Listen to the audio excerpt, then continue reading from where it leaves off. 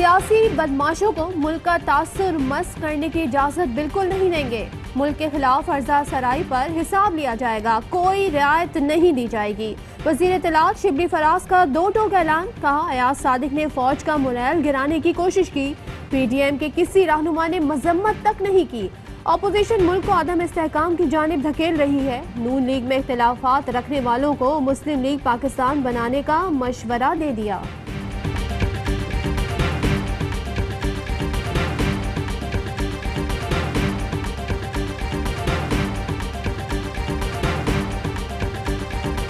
अपने मौक़िफ़ पे खड़ा हूँ। मेरे पास बेशुमार राज हैं।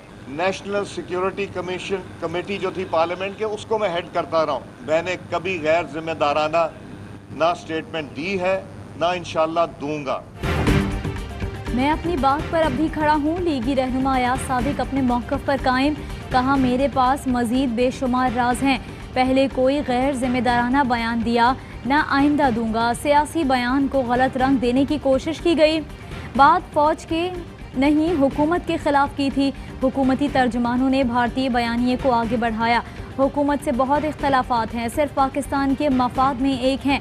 अफवाज पाकिस्तान को इस लड़ाई से बाहर रखें। मौलाना फजलुर रहमान कहते हैं इख्तलाफ ज़रूर होने चाहिए, लेकिन किसी को गद्दारी के सर्टिफिकेट देने का हक नहीं दे सकते। तमाम इदारों को अपने आईनी किरदार में रहना चाहिए।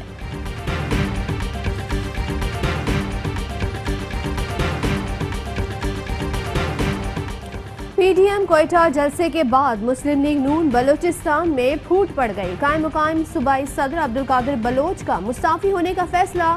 जराये के मुताबिक जलसे में सनाउल्लाह जहरी को मदऊ न किए जाने पर इख्तिलाफात का आगाज हुआ।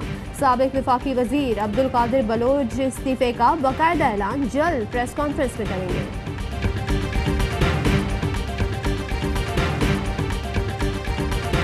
फौज ही इतने शदीद हालात के बावजूद जमहूरियत की जमानत है। अब आपने फैसला करना है कि सियासत से लड़ाई करनी है तो इमरान खान मैदान में है, अगर आपने रियासत से लड़ाई करनी है तो इसके नताइज बड़े संगीन हो। अयाज सादिक को नवाज शरीफ ने लॉन्च किया। बयानबाजी बगैर थपकी के मुमकिन ही नहीं। फौज के खिलाफ हर्जा सराई गैर मुल्की एजेंडा है। शेख रशीद बरस पड़े, कहा फौज ही मुश्किल हालात के बावजूद जमहूरियत की जमानत है। सियासत से लड़ाई करनी है तो इमरान खान मैदान में है, रियासत से लड़ाई करनी है तो इसके नताइज खतरनाक होंगे। करप्शन के सिवा मुज़ाकरात के दरवाजे बंद नहीं हैं। उनकी तनकीद वज़ीर ख़ारजा के ऊपर थी। नवाज शरीफ साहब का और मुस्लिम लीग नून का बयानिया है, वो पाकिस्तान को, पाकिस्तान के इदारों को मजबूत करने का बयानिया है। मुतनाज़े बयान पर अयाज सादिक के खिलाफ लाहौर की मुख्तलिफ शाहराहों पर बैनर्स लग गए। एहसन इकबाल कहते हैं अयाज सादिक वज़ीर ख़ारजा से मुखातिब थे, इदारों का एहतराम करते हैं। नवाज शहबाज बयानिया इदारों की मजबूती का है। राना सनाउल्लाह का कहना है पार्लियामेंट में की जाने वाली बात कहीं चैलेंज नहीं हो सकती। अयाज सादिक के अल्फाज ठीक नहीं थे तो क्या स्पीकर सोए हुए थे? अदलिया और आर्मी चीफ सूरत हाल को देखें।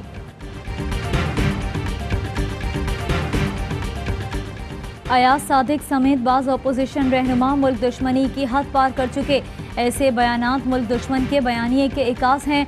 वज़ीर आला पंजाब उस्मान बुज़दार कहते हैं मुसल्लह अफवाज कौम की आन शान और मान है। मुल्क दुश्मन बयानिए की पाकिस्तान में रत्ती बार भी गुंजाइश नहीं। मुल्क दुश्मन का एजेंडा पाकिस्तान में ना पहले चला है, ना आइंदा चलने दिया जाएगा। कानून के मुताबिक अय्यार काजिब को सजा देनी होगी, वरना ये बीमारी और फैलेगी। मौलाना हमेशा की तरह फितने और शर की हिमायत कर रहे हैं। शहबाज गिल कटवे। वजीर मजहबी अमूर पीर नूरुल हक कादरी कहते हैं पाक फौज की कुर्बानियों और कोशिशों से ही मुल्क को अमन नसीब हुआ। कुर्बानी देने वाले लोगों की कुर्बानियों का एहसास रखते हैं।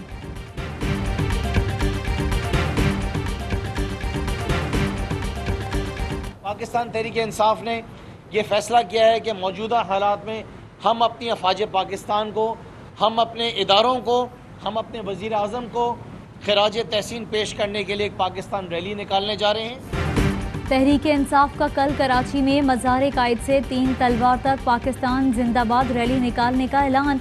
खुर्रम शेर जमान का अयाज सादिक के खिलाफ सख्त कार्रवाई का मुतालबा। कहा साजिशों से कुछ फर्क नहीं पड़ने वाला, अब हम देखेंगे कि किस तरह इनकी टांगे कांपेंगी। फिरदौस शमीम नकवी बोले, पाक अफवाज की वजह से कोई मुल्क की जानिब मैली आंख से नहीं देखता, पूरी कौम पाक फौज के पीछे खड़ी है। नवाज शरीफ साहब को पहला फीडर जनरल जैलानी ने जो है सियासी तौर पर पिलाया और उनके रूहानी बाप जनरल ज़िया-उल-हक साहब थे, और उसके बाद अभी जो लंदन उनको भेजा है, मैं बरमला कहूँगा, जब आप इस किस्म के लोगों को पालते हैं, आस्तीन के सांपों को पालते हैं, तो फिर यकीनन आपको इस बात का करना होगा। अयाज सादी का बयान BDM में भी दरारें डालने लगा। JUIFA के हाफिज हुसैन अहमद की शदीद मजम्मत, नवाज शरीफ को आस्तीन सांप करार दे दिया।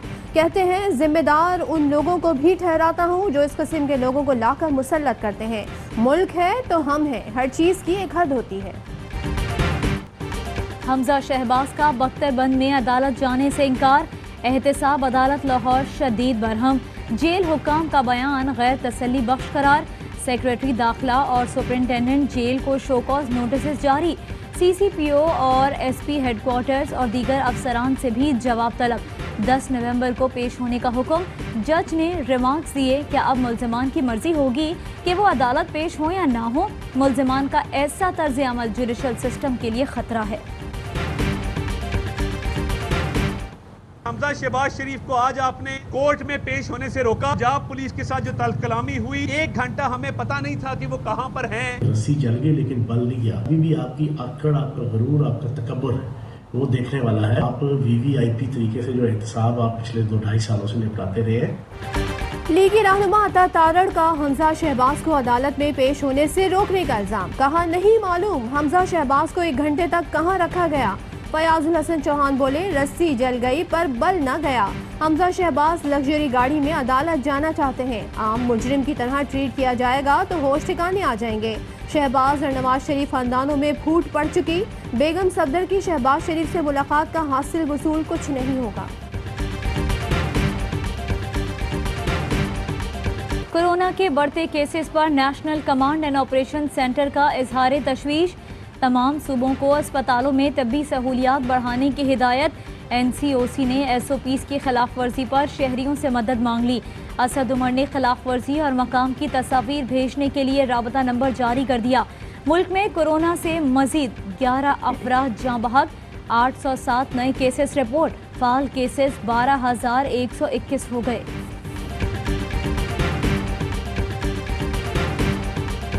भारत नाज़िज़्म से मुतासिर फस्ताई मुल्क बन चुका है। BJP भारत में मुसलमानों को ख़त्म करना चाहती है। अमेरिका चीन की वजह से भारत का साथ देता है। खित्ते में कशीदगी है जो किसी भी वक्त भड़क सकती है। नया सदर जो भी हुआ, अमेरिका दोनों ममालिक के साथ यकसा रवैया रखना चाहेगा। वज़ीर आज़म इमरान खान का जर्मन जरीदे को इंटरव्यू, कहा अफगानिस्तान में पाकिस्तान का कोई फेवरेट नहीं, चाहते हैं अफगान हुकूमत अपनी सरजमीन भारत को पाकिस्तान के खिलाफ इस्तेमाल ना करने दे। पाकिस्तान को लूटने वाले इस्लाहात से खौफजदा हैं, वो जानते हैं माशी इस्तेहकाम आते ही वो सब जेल में होंगे।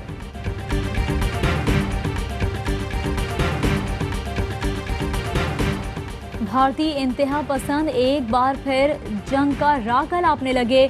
BJP रहनुमा सुब्रमण्यम स्वामी की ट्विटर पर गीदड़ भभकियां, पाकिस्तान और चीन को एक साथ सबक सिखाने का ख्वाब देखने लगे।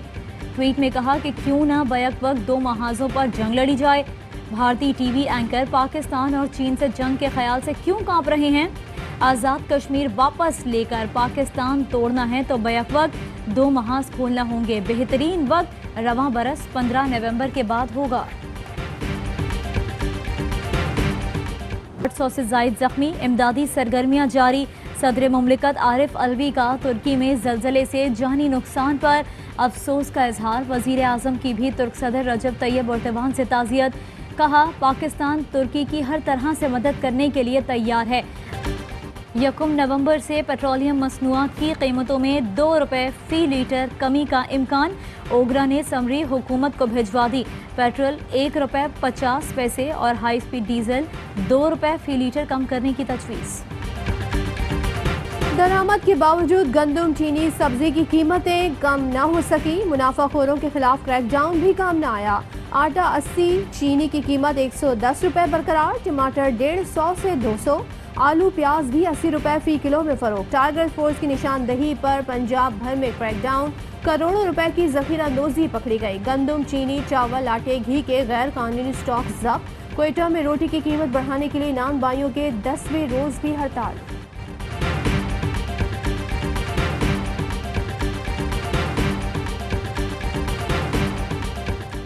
साइकिल चलाओ, शहर को आलूदगी से बचाओ।